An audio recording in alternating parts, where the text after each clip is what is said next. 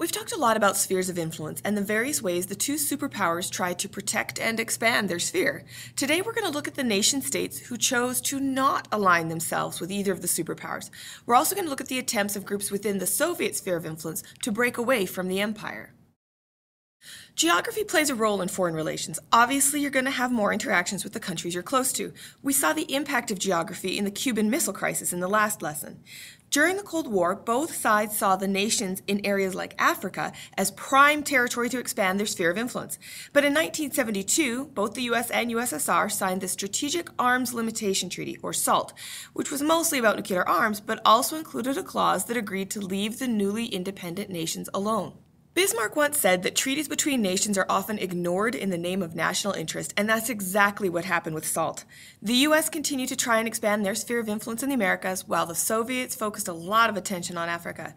Both superpowers would use military support and huge amounts of funding for politicians who were favorable to them.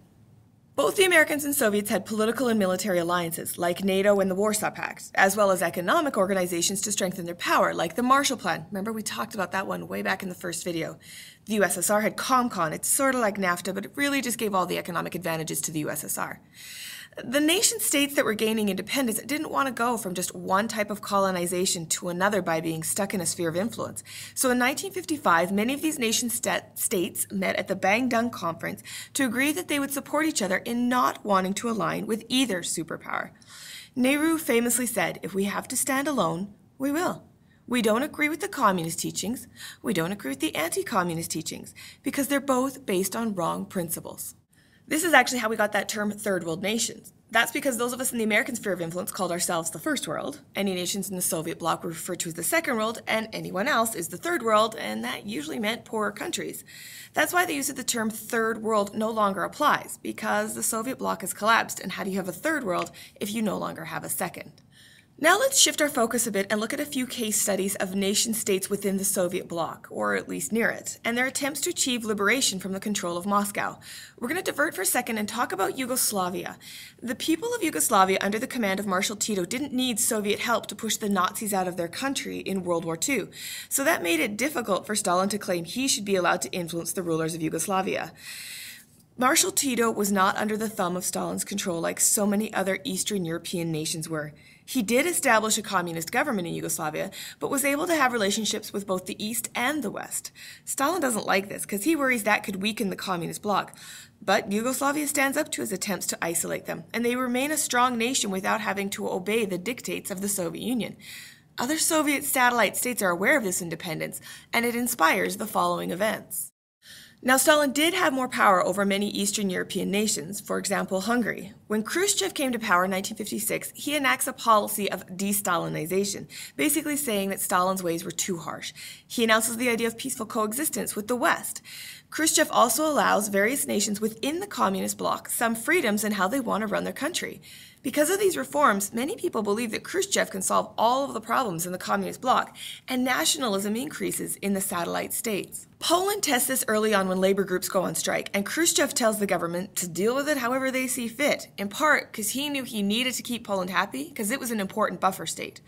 When Hungary sees that the Polish government is being given some latitude, their leader, Imre Nagy, starts to give some freedoms to his people.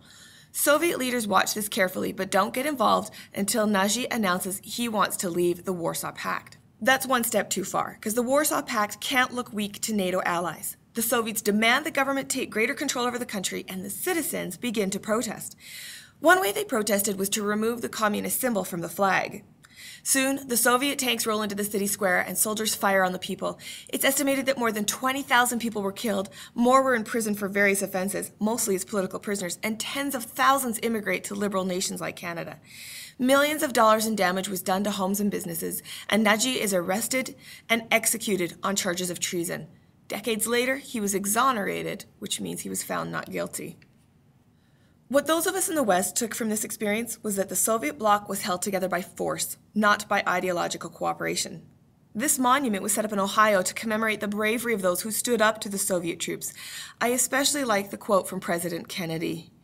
It was a day of courage, conscience, and triumph. No other day since history began has shown more clearly the eternal unquenchability of man's desire to be free, whatever the odds against success, whatever the sacrifice required. About a decade later, we see a similar action in the neighboring nation of Czechoslovakia. If you remember from the last lesson, after the Cuban Missile Crisis, Khrushchev is pushed out of power for seeming weak.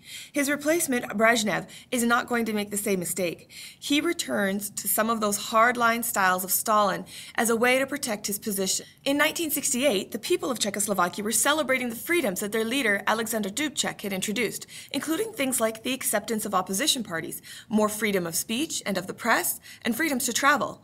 The people called these reforms the Prague Spring. Prague is the capital city. Of course, Brezhnev can't have this because it could lead to the loss of the other buffer states and then the fall of the communist bloc. So he announces the Brezhnev Doctrine, which states that any satellite state that experiences liberal uprisings will be protected by the members of the Warsaw Pact. In other words, if there's an attempted anti-socialist revolution, it's going to be crushed by your neighbors. In August, the Soviet troops are sent in, but the people remember what had happened in Hungary, so the fighting only lasts a few days before the people accept Soviet dominance.